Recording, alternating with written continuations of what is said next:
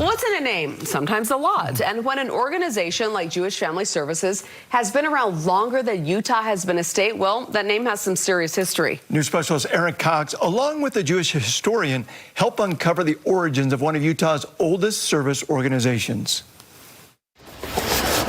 There's a legacy of giving that comes with the name of Jewish Family Services. We help people in a pinch who are in crisis because they're short on their rent or filling needs. They need a prescription they can't afford. Hasn't changed since they started. But Ellen Silver, first year being the executive director at Jewish Family Services, says their organization name has the Hebrew Benevolent Society, Jewish Relief Society, modeled after the LDS Relief Society, the Ladies Hebrew Benevolent Society, Jewish Benevolent Society, and then Jewish Family Service in the 60s. Their program has been around for more than a century. I think it was established even before statehood. Just a refresher for you, statehood was 1896. And even though they were organized before then, Ellen says they don't know the exact date. I think our stuff goes back to the 1920s, the whatever records we have. I want to congratulate you on your 150th anniversary.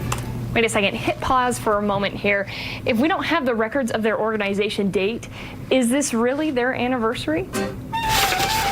That's where Rochelle Kaplan comes in. Rochelle has studied Utah's Jewish history for nearly 2 decades. First I did my own family, then I did my husband's family, and then I said, oh, gee, I'm going to check out the Jewish history of Utah. She helped found the Jewish Genealogical Society. 1865, and it says there are in Salt Lake 20 Jewish young men. And after about an hour of going through online newspaper archives, we came across this article.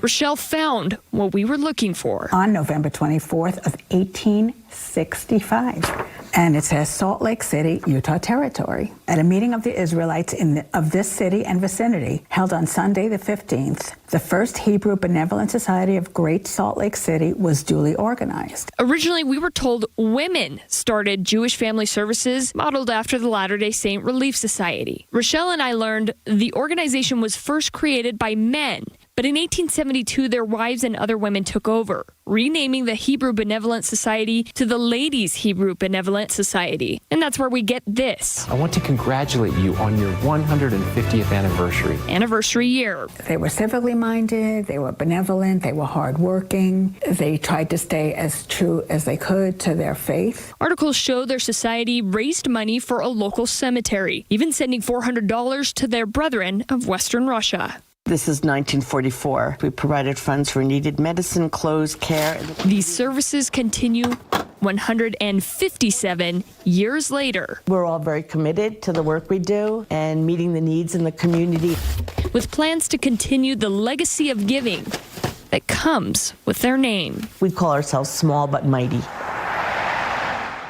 So that 150th year anniversary that they're celebrating this year lines up for when the women took over the organization. But now, of course, they have both men and women volunteering here.